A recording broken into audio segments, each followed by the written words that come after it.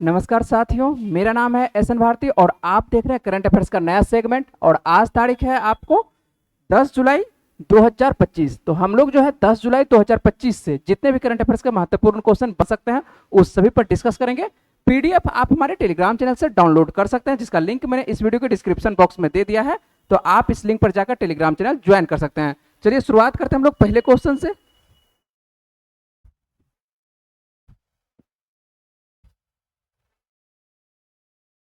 और हम लोगों के पास है पहला क्वेश्चन है कि हाल ही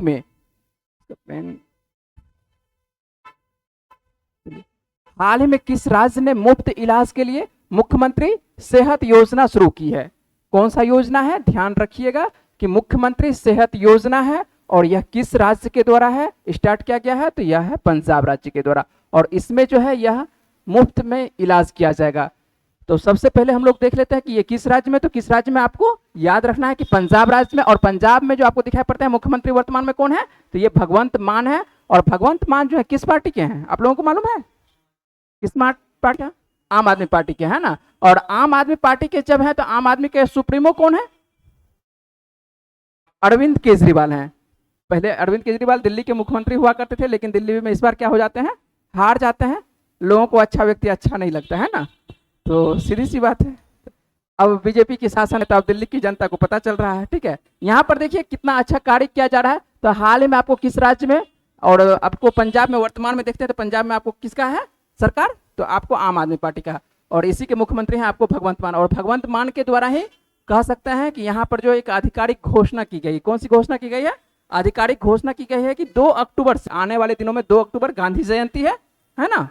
और गांधी जयंती के दिन से आपको शुरुआत हो जाएगी कौन सी योजना? जो आपको है मुख्यमंत्री सेहत योजना। और इसमें क्या किया जाएगा? जो पंजाब के कह सकते हैं कि यहाँ जो कह सकते हैं कि पंजाब के नागरिकों को 10 लाख तक के रुपया क्या क्या किया जाएगा? आपको मुफ्त में इलाज किया जाएगा। 10 लाख रुपये तक यदि आपको किसी को भी सरकारी हॉस्पिटल से इलाज करवाना होगा तो यहाँ से मुफ्त में इलाज होगी, है ना। और ये सभी के लिए है। पंजाब के जो भी व्यक्ति मान के चलिए कि यहाँ पर रहने वाले होंगे वह सभी के लिए, सभी नागरिकों के लिए है। ऐसा नहीं कि मान के चलिए कि किसी एक विशेष पर्पज से किसी को दिया गया है किसी को नहीं दिया गया, तो सभी नागरिकों के लिए दिया गया है। तो 10 लाख तक मायने रखती है। संभवतः मान के चलिए कि जो भी इलाज होगा लगभग हो जाएगा। ठीक है, और नाम आता है आपको पंजाब का। पंजाब की राजधानी क्या है? चंडीगढ़। मुख्यमंत्री कौन है बता ही चुके हैं कौन आपको? मुख्यमंत्री भगवंत मान है। और राज्यपाल की यदि बात करते हैं राज्यपाल कौन है? गुलाब चंद कटारिया है। लोकसभा की यदि सीटों की बात करते हैं तो पंजाब में कितनी सीटें हैं? 13। और राज्यसभा की कितनी सीटें हैं आपको? 7 सीटें हैं, है ना। तो आपको याद रखना है कि मान के चलिए कि पंजाब राज्य के द्वारा, पंजाब में है आपको सबसे पहले तो आम आदमी पार्टी की सरकार है। और ये जो आपको दिखाई पड़ रहे हैं ये कौन है आपको? भगवंत मान है, जो कि मान के चलिए कि पंजाब राज्य के मुख्यमंत्री हैं। इनके साथ साथ मान के चलिए कि आपको जो आम आदमी के सुप्रीमो है अरविंद केजरीवाल, तो अरविंद केजरीवाल भी ये घोषणा करते हुए मान के जब घोषणा किया गया है तो वहां पर ये भी थे, है ना। उद्घाटन समारोह में कर सकते हैं। चलिए आगे हम लोग बात करते हैं।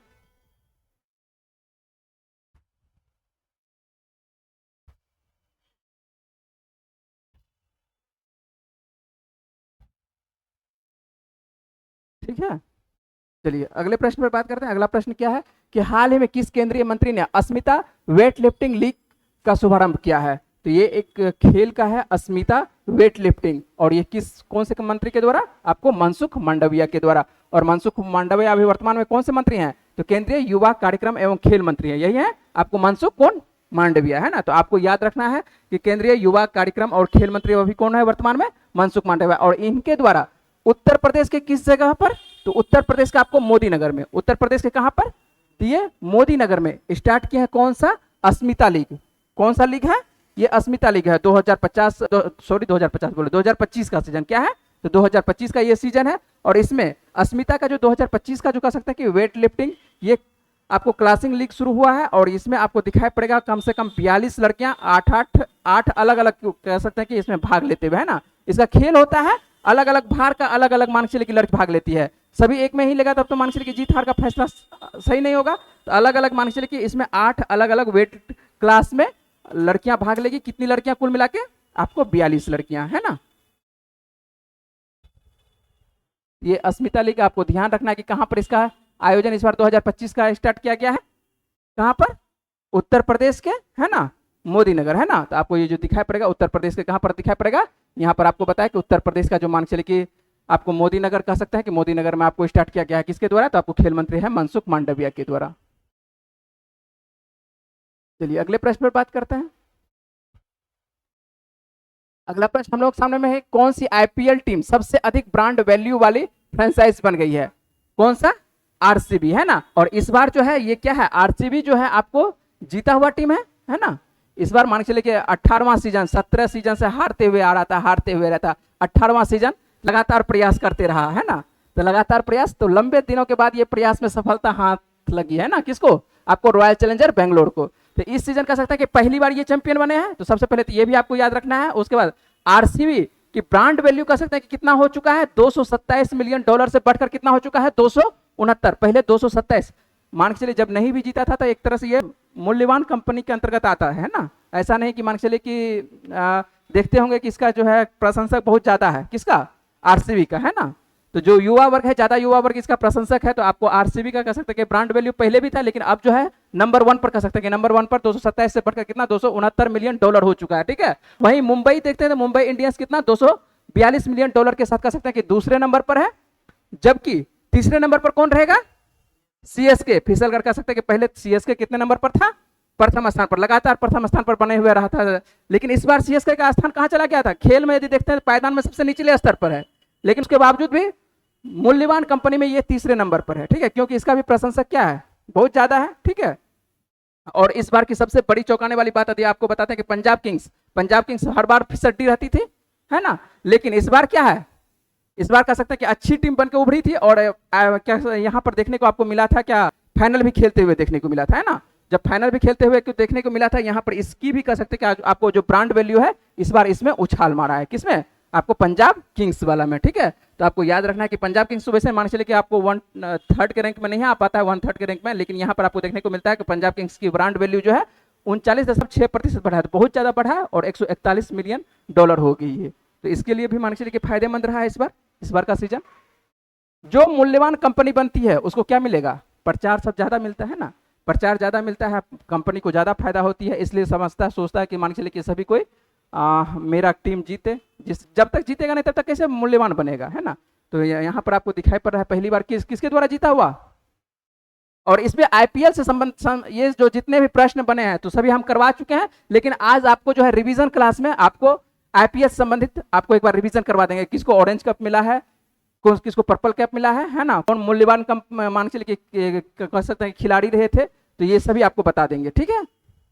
एक बार हम लोग इसका देख लेंगे, रिवीजन क्लास देख लेंगे आईपीएस संबंधित। जब आज प्रश्न है तो इससे देख लेंगे संबंधित प्रश्न। देख लेते हैं अगला प्रश्न, हम लोग बातचीत कर लेते हैं। तो अगला प्रश्न क्या है, हाल ही में एप्पल के मुख्य परिचालन अधिकारी के रूप में आपको डायरेक्ट इसके बारे में, सीईओ के बारे में बातचीत कर रहे हैं कि एप्पल के मुख्य सीईओ के रूप में किसे नियुक्त किया गया है। तो एप्पल का सीईओ भी आप कह सकते हैं कि भारतीय मूल के होंगे। कौन होंगे भारतीय मूल के? आपको सबी खान। ठीक है। ये जो आपको सबी खान दिखाई पड़ रहे हैं, सबी खान जो दिखाई पड़ रहे हैं, यही आपको क्या होंगे, एप्पल के सीईओ होंगे, है ना। तो सभी कंपनी का देख रहे हैं, सभी कंपनी कहाँ की है, एप्पल कंपनी कहाँ की है, आपको एप्पल कंपनी की दिखाई पड़ेगी कहाँ की, यूएसए की, है ना। तो यूएसए की ये कह सकते हैं कि आपको कंपनी है। और उसके बाद इसकी स्थापना की यदि बात करते हैं, एप्पल कंप्यूटर इंक इसका लिखा जाता है। स्थापना 1 अप्रैल आपको 1976 का होता है। किसके द्वारा होता है? स्टीव जॉब्स और स्टीव वोजनियाक के द्वारा किया जाती है। ये कह सकते हैं कि अमेरिका की एक तरह से मूल्यवान ब्रांडेड कंपनी है ना। और उसके बाद इसी के सीईओ आपको दिखाई पड़ रहे हैं, कौन? सबी खान दिखाई पड़ रहे हैं, जो कि भारतीय मूल के होंगे। तो ये भी आपको कह सकते हैं कि भारतीय मूल के ही बन रहे हैं। अधिकांश आपको जो दिखाई पड़ रहे हैं कंपनी में सभी कहाँ के सीईओ दिखाई पड़ते हैं? अधिकांश सीईओ दिखाई पड़ेंगे कहाँ के? भारत मूल के ही दिखाई पड़ेंगे, है ना। तो इस बार आप कह सकते हैं कि डायरेक्ट आपको एप्पल के भी सीईओ बनते हुए दिखाई पड़ रहे हैं। एप्पल का यदि मार्केटिंग की यदि बात करते हैं तो एप्पल का मार्केटिंग क्यों सीईओ को बदला जा रहा है? तो सीईओ को इसलिए बदलने जाने की बात, 27 वर्षों से लगातार सीईओ कह सकते हैं कि था, लेकिन बदला जा रहा है, इसलिए बदला जा रहा है क्योंकि इसका जो है कंपनी का जो कह सकते हैं कि मूल्य जो है गिरते हुए दिखाई पड़ रहा है ना। मार्केट में जो है इसका धीरे धीरे क्या हो रही है, उतना प्रचार नहीं हो रहा है। कह सकते हैं कि आप ब्रांड का जो है थोड़ा थोड़ा उसका मार्केटिंग वैल्यू क्या हो रही है, कमते जा रही है। तो मार्केट वैल्यू को बढ़ाने के लिए सीईओ को बदलना पड़ेगा, है ना। बीच बीच में मार्केटिंग पॉलिसी बदलना पड़ेगा, तो इसलिए सीईओ को बदला जाता है। चलिए आगे चलते हैं, हम लोग देख लेते हैं अगला प्रश्न क्या है। हाल में कह सकते हैं कि केंद्रीय मंत्री धर्मेंद्र प्रधान ने उत्तर प्रदेश के किस शहर में एग्रीटेक इनोवेशन हब का उद्घाटन किया है? तो किसके बारे में बातचीत किया जा रहा है? तो आपको एग्रीटेक इनोवेशन हब का, तो सीधी सी बात है उत्तर प्रदेश के कहां पर? आपको मेरठ में, किसके द्वारा? तो धर्मेंद्र प्रधान के द्वारा। और धर्मेंद्र प्रधान वर्तमान में कौन से मंत्री हैं? तो केंद्रीय शिक्षा मंत्री धर्मेंद्र प्रधान। और आपको कौशल विकास और उद्यमिता मंत्रालय राज्य मंत्री जो वर्तमान में स्वतंत्र प्रभार वाले, और शिक्षा राज्य मंत्री कौन है वर्तमान में? जयंत चौधरी। ये सब मिलकर कह सकते हैं कि सरदार वल्लभ भाई पटेल कृषि प्रौद्योगिकी विश्वविद्यालय मेरठ में उत्तर प्रदेश में क्या करते हैं? एग्रीटेक इनोवेशन हब की क्या करते हैं? एक तरह से आपको उद्घाटन करते हुए दिखाई पड़ेंगे, है ना। यहां पर आपको सभी कोई दिखाई पड़ेंगे एग्रीटेक हब का उद्घाटन करते हुए उत्तर प्रदेश के कहां पर? आपको मेरठ में। ठीक है, चलें अगले प्रश्न पर। अगला प्रश्न हम लोग देख लेते हैं अंतर्राष्ट्रीय समुद्री संगठन, ठीक है, जिसको कि मान लीजिए आईएमओ के नाम से हम लोग जानते हैं। तो आपको दिखाई पड़ता है अंतर्राष्ट्रीय समुद्री संगठन आईएमओ का परिषद का 134वां कौन सा श्रृंखला है? ये 134वां सत्र का कह सकते हैं कि आपको किस शहर में आयोजित किया गया? तो ये कहां पर आयोजित किया गया है? इस बार लंदन में किया गया है। तो भारत सरकार के पत्तन, पोत, परिवहन और जलमार्ग मंत्रालय कह सकते हैं कि सचिव जो है, मंत्रालय नहीं, सचिव जो है कौन है? आईएस आपको टीके रामचंद्रन के नेतृत्व में भारतीय प्रतिनिधि मंडल लंदन में आयोजित अंतर्राष्ट्रीय समुद्री संगठन के 134वें सत्र में क्या किए हैं? ये भाग लिए हैं। तो कौन भाग लिए हैं? टीके रामचंद्रन। कौन है ये? ये सचिव है किसके? आपको परिवहन जल मार्ग मंत्रालय के जो सचिव है, इनके द्वारा ही भाग लिया गया है। ठीक है, तो सचिव को भेज दिया गया है प्रतिनिधित्व करते हुए। चलिए अगले प्रश्न पर बात करते हैं। और अगला प्रश्न हम लोगों के सामने में कौन सा है कि हाल ही में जापान तटरक्षक जहाज कौन सा है? जहाज का नाम क्या है? इत्सुकु सीमा। क्या नाम है? जहाज का इत्सुकु सीमा है। और ये किस भारतीय बंदरगाह पर पहुंचा है? तो कौन से बंदरगाह पर पहुंचा है? तो आपको चेन्नई बंदरगाह। तो भारत में प्रमुख कितने बंदरगाह हैं? 13 बड़े बंदरगाह हैं। तो आपको उसी पर दिखाई पड़ रहे हैं, एक पर दिखाई पड़ रहा है चेन्नई बंदरगाह पर। कहां का जहाज? तो आपको जापान का। क्या नाम है जापान के जहाज का? इत्सुकु सीमा नाम है। ठीक है, ठीक है, इत्सुकु सीमा, है ना। और ये आपको दिखाई पड़ते हैं। इसके कैप्टन की यदि बात करते हैं तो कैप्टन आपको नोआकी मिज़ोगुची के नेतृत्व में ये जापान के तटरक्षक जहाज जो है इत्सुकु सीमा चेन्नई बंदरगाह पहुंचा है। और यह यात्रा क्यों आया है? तो यह यात्रा वैश्विक महासागर यात्रा प्रशिक्षण का ये क्या है? हिस्सा है। और इसका उद्देश्य क्या है? भारत प्रशांत क्षेत्र में भारत जापान रणनीतिक सहयोग को क्या करना है? मजबूत करना है। ठीक है, जो क्वाड का कह सकता है कि सदस्य है। क्या हुआ, नींद आ रहा है? एक बार घूम लीजिए, है ना, नींद कम हो जाएगा। पानी पी लीजिए। ठीक है, तो आपको ध्यान रखना, ये जो आपको जहाज दिखाई पड़ रहा है ये क्या है? कौन सा जहाज है? इत्सुकु सीमा। ये कहां की जहाज है? तो आपको जापान की जहाज है। ठीक है, तो ये जापान की जहाज आपको दिखाई पड़ रहा है चेन्नई बंदरगाह पर आते हुए दिखाई पड़ रहा है ना।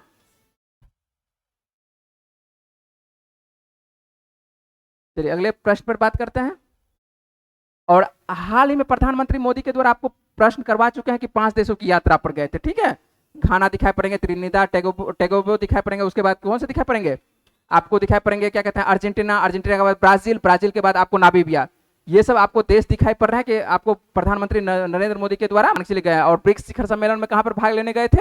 आपको ब्रिक्स शिखर सम्मेलन में भाग लेने गए थे कहां पर? ब्राजील के रियो डी जेनेरियो में, है ना। ये प्रश्न आपको बार बार बोले हैं कि याद रखना एकदम। ठीक है, और ये प्रश्न कभी ना कभी किसी परीक्षा में आते हुए दिखाई पड़ेगा। और देखिए जहां जहां जाते हैं प्रधानमंत्री कुछ ना कुछ इनको मिल जाता है, प्राइज मिल जाता है, पुरस्कार दिया जाता है। ठीक है, हाल फिलहाल में नामीबिया गए हैं, तो नामीबिया के द्वारा कौन सा यहाँ पर मान के सम्मान दिया गया है? तो किस देश ने प्रधानमंत्री नरेंद्र मोदी को कह सकते हैं कि अपना सर्वोच्च नागरिक सम्मान the order of the most ancient कह सकते हैं कि एंशिएंट आपको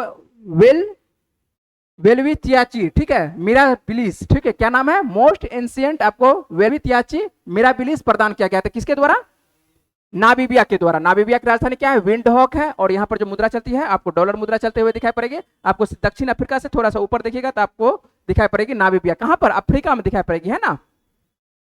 उसी के बाद देखिए आपको एक और देश थी, ये आपको नामीबिया के द्वारा, नामीबिया। और हाल ही फिलहाल में आपको ब्राजील भी गए थे, तो ब्राजील के द्वारा भी सम्मान दिया गया। तो ब्राजील के द्वारा कौन सा सम्मान दिया गया था? तो ब्राजील के द्वारा grand collar of the southern cross दिया गया है। क्या दिया गया है? तो आपको याद रखना अभी तक में प्रधानमंत्री नरेंद्र मोदी को कितना अंतर्राष्ट्रीय सम्मान दिया जा चुका है? तो 27 सम्मान दिया जा चुका है। 27 देशों के द्वारा कह सकते हैं कि जिस देश में जाते हैं लगभग कोई ना कोई देश इनको एक सम्मान दे देता है। ठीक है, और आपको जितना सम्मान देता है तो आपको सभी सम्मान याद रखना पड़ेगा किस देश के द्वारा दिया गया है। तो एक जीएस आपको बनाते हुए जा रहे हैं, जहां जाते हैं जीएस बनाते हुए जा रहे हैं। ठीक है, तो आपको याद रखना है कि grand collar of the southern cross आपको किसके द्वारा? तो ब्राजील के द्वारा। द मोस्ट एंशिएंट आपको वेलविथियाची मिराबिलिस किसके द्वारा? तो नामीबिया के द्वारा। ठीक है, ये प्रश्न आपको याद रखना है कि आपको, और वर्तमान में अभी तक में कह सकते हैं कि 27 अंतर्राष्ट्रीय कह सकते हैं क्या सम्मान दिया गया है किसके द्वारा? अंतर्राष्ट्रीय मतलब सभी देशों को, सभी देशों को तो नहीं कह सकते, जिस भी देश जाते हैं, जो कुछ देश इनको लगता है कि मान के लिए कि मेरे देश के द्वारा संबंध अच्छा रहा है, भारत का संबंध अच्छा रहा है, व्यापारिक संबंध अच्छा रहा है, क्यों दिया जाता है सम्मान, क्यों दिया जाता है नामीबिया के द्वारा, क्यों? क्योंकि हम लोग का संबंध इनके इस सब देशों से क्या है, अच्छा संबंध रहा है ना, व्यापार हम लोग इनका जो यहाँ पर जो भी मान के चलिए कि भारतीय सामग्री है ज्यादा बेचने की कोशिश करते हैं। हम लोगों से जो छोटा छोटा देश है, या कह सकते हैं कि हम लोगों से थोड़ा सा नीचे तबदे पर है, उसी को देश को ना आप बेच पाइएगा सामान, है ना। वैसे हम लोग सर्वाधिक सामान बेचते हैं किसको है, अमेरिका को बेचते हैं, ठीक है। सस्ता सामान आदमी खरीदता है वहां पर ज्यादा, ठीक है। अमेरिका के सामान तो आपको पता ही है कि सभी महंगा सामान बिकता है, ठीक है। तो हम लोग चलिए कोई देश बात नहीं है, यहाँ पर आपको सीधा याद रखना है कि कौन सा प्राइस, किसके प्राइस नहीं कर सकते, ये सम्मान कर सकते हैं। क्या है ये, सम्मान, ठीक है, ये सम्मान दिया गया, ठीक है। चले आगे। अरे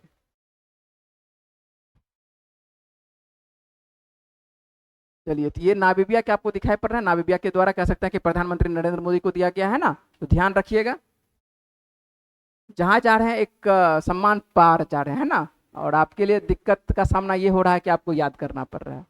चलिए आगे चलते हैं और आगे देखते हैं। कुछ दिन पहले आपको देखिए वहीं से एक प्रश्न, एक आपको अंतर्राष्ट्रीय संबंध से है प्रश्न, है ना। यहाँ पर देखने को मिल रहा है, क्या देखने को मिल रहा है कि त्रिनिदाद एवं टोबैगो भी गए थे प्रधानमंत्री नरेंद्र मोदी, कुछ दिन पहले गए थे ना। आपको जस्ट नाम बोले, घाना, घाना के बाद आपको दिखाई पड़ेंगे त्रिनिदाद टोबैगो दिखाई पड़ेंगे, उसके बाद अर्जेंटीना, अर्जेंटीना के बाद आपको कहाँ, ब्राजील, ब्राजील के बाद आपको दिखाई पड़ रहे हैं नामीबिया, ये सब देश आपको दिखाई पड़ रहे हैं घूमते हुए, है ना, जा रहे हैं। तो यहाँ पर आपको जो दिखाई पड़ रहा है त्रिनिदाद टोबैगो जब गए थे, तो यहाँ पर आप देखिए क्या काम करके आए हैं, कुछ ना कुछ काम करके भी आए हुए हैं, ठीक है। क्या काम करके आए, तो भारतीय यात्रियों के लिए यूपीआई, यूपीआई हम लोग चलाते हैं, यूज करते हैं, सभी को उम्मीद है कि सभी यूज करते होंगे।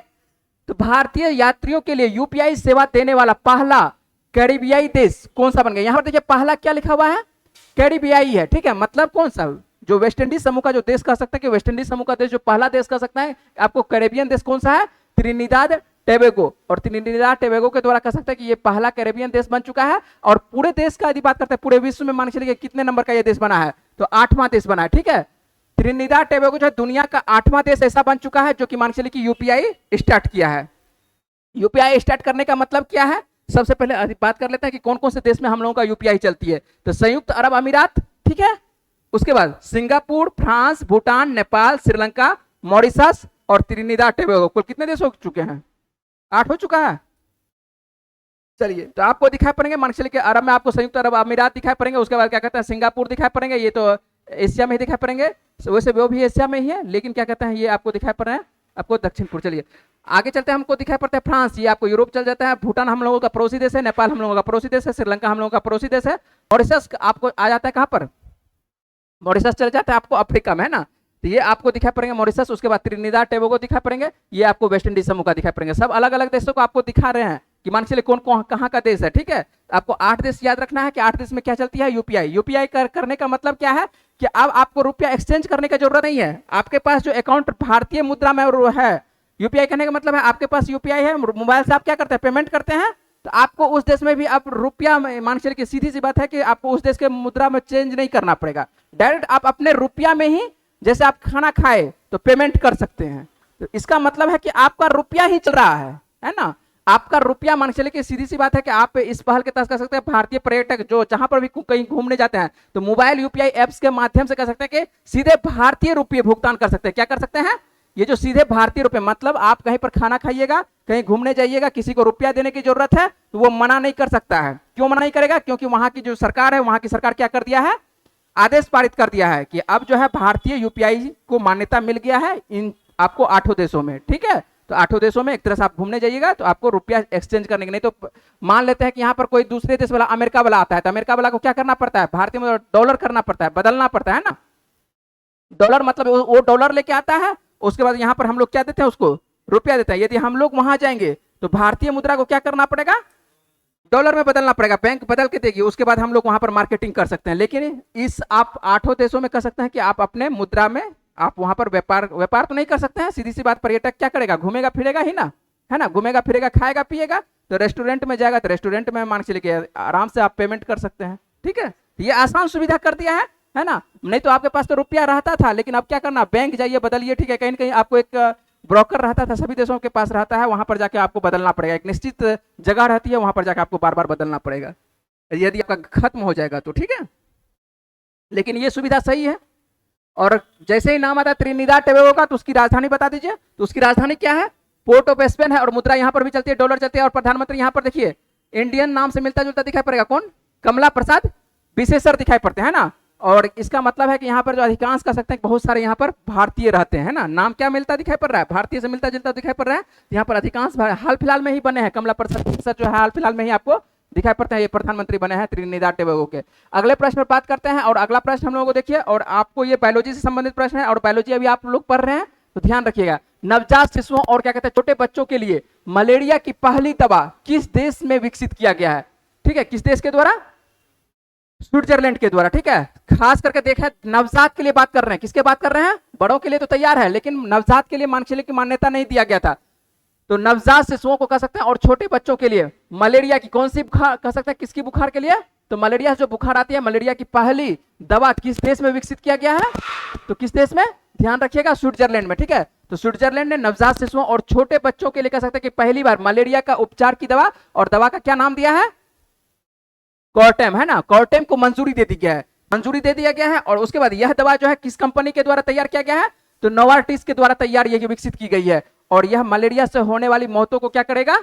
रोकने में अहम भूमिका निभाएगी। सिंपल सी बात है, बच्चों की मानसिक जो मलेरिया से जो मौत होती थी उसमें क्या करेगी? ये अहम भूमिका निभाएगी। यदि बात करते हैं आपको विशेष करके खास करके मलेरिया आपको देखने को मिलेगा किस महाद्वीप में? तो अफ्रीका महाद्वीप में देखने को मिलेगा, है ना, अफ्रीका महाद्वीप में देखने को मिलेगा। और बात करते हैं, डाटा है 2023 का, 2023 में ऐसा कहा गया कि मलेरिया से 5 लाख से अधिक मौतें हुई है। बच्चों की यदि बात कर रहे हैं, बच्चों के ये डाटा है कि मान के चलिए 2023 में मलेरिया से 5 लाख से अधिक, तो ये काफी संख्या है ना, कि मलेरिया से मौत हो जा रहे हैं इतने बच्चे का, तो ये सही नहीं है। तो इसलिए दवाई को मान्यता दे दिया गया है, कॉर्टेम को मान्यता, और ये नोवार्टिस की कंपनी है, तो आपको ये ध्यान रखना है। ठीक है, और नाम आता है स्विट्जरलैंड का, स्विट्जरलैंड की राजधानी आपको पता होना चाहिए क्या है?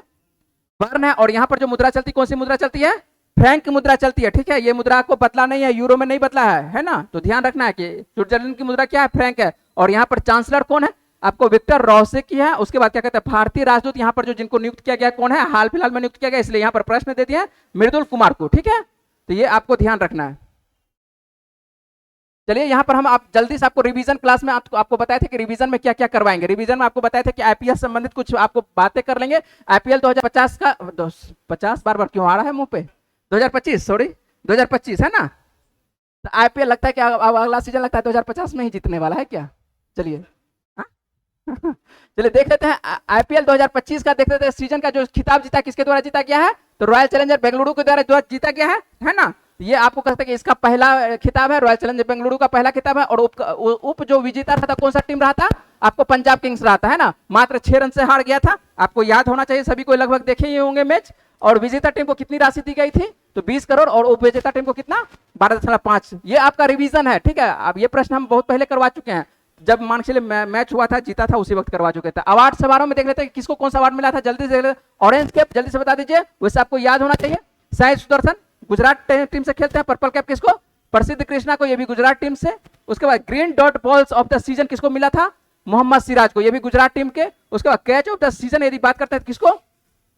मेंडो मेंडिस को, जो कि मान के लिए SR हैदराबाद की टीम के थे, है ना। चलिए कोई बात नहीं, बाद में पानी पीते हैं। फेयर प्ले आवाज फंस रहा है, ठीक है। फेयर प्ले अवार्ड देखते हैं तो आपको दिखाई पड़ता है किसका द्वारा? चेन्नई सुपर किंग्स के द्वारा। Most valuable player of the season किसको दिया गया था? सूर्य कुमार को दिया गया था, सूर्य कुमार यादव को दिया गया था ना। Most valuable player of the season दिया गया था। उसके बाद आगे देखते हैं, आगे आपको दिखाई पड़ रहा है किसके द्वारा? तो आपको प्लेयर ऑफ द मैच किसको दिया गया था? प्लेयर ऑफ द मैच मतलब जो फाइनल मैच खेला गया था उसमें तो किसको मिला था? कुणाल पांड्या को मिला था, याद होना चाहिए, बहुत अच्छा बॉलिंग किए थे। उसके बाद सुपर स्ट्राइकर ऑफ द क्या कहता है मैच किसको मिला था? आपको जितेश शर्मा को। Fantasy king of the match किसको मिला था? शशांक सिंह को मिला था, ठीक है। उसके बाद super sixes of the match किसको मिला था? इन्हीं को, शशांक सिंह को मिला था। उसके बाद ऑन द गो फॉर मार्क्सली आपको जो दिया गया था, मार्क्सली कौन ज्यादा चौका मारा था किसके द्वारा पूरे सीजन में, कह सकते हैं किसके द्वारा? प्रियांश आर्या के द्वारा। उसके बाद कह सकते हैं कि आपको जो दिया गया था green dot balls of the match किसको दिया गया था? मैच किसको दिया गया था? ये भी मैच ही था, ऑफ द मैच है, तो सॉरी यहाँ पर जो है ऑफ द मैच ही है ना, ये उस मैच के बारे में बात कर रहे थे, प्रियांश आर्या। और ग्रीन डॉट बॉल जो आपको दिया गया था किसको? ये कुणाल पांड्या ही है। Emerging player of the season किसको दिया गया था? ये साई सुदर्शन है, ठीक है। उसके बाद super striker of the season किसको दिया गया था? वैभव सूर्यवंशी का, है ना, वैभव सूर्यवंशी जो कि बिहार के हैं, है ना। उसके बाद fantasy king of the season किसको दिया गया था? ये भी साई सुदर्शन को दिया गया था। Super sixes of the season किसको दिया गया था? निकोलस पूरन को दिया गया था, जो कि LSG से खेलते हैं। ऑन द गो, यहाँ पर देखिए 4 का है, मान के लिए सीजन वाला, ये किसको मिला था? आपको साई सुदर्शन को। यहाँ पर जो आपको दिया है वो है ऑन द गो 4, आपको किसको? ये प्रियांश आर्या, जो कि मैच में उस दिन जो फाइनल मैच हुआ था उसके बारे में यहाँ पर बात किया है, और ये पूरी सीजन की बात है, ठीक है। तो ध्यान रखिएगा, ये आपको रिवीजन है, इसके अंतर्गत आप लोग देख लीजिएगा, पीडीएफ आपको मिलेगा। यदि भूल जाते हैं तो आपको पीडीएफ से सहायता मिल जाएगा कभी ना कभी। यहाँ से प्रश्न आपको किसी न किसी परीक्षा में कोई ना कोई प्रश्न उठा के पूछेगा, जरूर पूछेगा, ठीक है। आइए देख लेते हैं, आपको जो पिछले वीडियो में आपको प्रश्न पूछे थे, क्या पूछे थे? पिछले वीडियो का प्रश्न है कि भारत की पहली यूपीआई संचालित बैंक शाखा किसके द्वारा शुरू किया गया था? किसके द्वारा, याद है आप लोगों को? स्लाइस के द्वारा। बहुत अच्छा, ये आंसर इसका क्या होगा? स्लाइस होगा। चलिए हम लोग आज का प्रश्न देख लेते हैं। आज का प्रश्न आपको देना है, जवाब देना है आपको कमेंट बॉक्स में जवाब देना है। आइए देख लेते हैं, आज का प्रश्न है, हाल ही में कौन सा देश भारतीय यात्रियों के लिए यूपीआई सेवाएं देने वाला पहला कैरिबियाई देश बन गया था? आज के वीडियो से ही ये प्रश्न है। यदि आप वीडियो को अच्छे से देखे होंगे तो ये प्रश्न आप लोगों को आसानी से बन जाएगा। और आप जहां पर भी, जिस भी चैनल पर देख रहे हैं वीडियो को, ठीक है, तो आपको जो है इसका जवाब कहां पर देना है? जिस भी चैनल पर देख रहे हैं आप वहां पर अपने कमेंट बॉक्स में जाना है और आपको इसका जवाब लिख के देना है, ठीक है।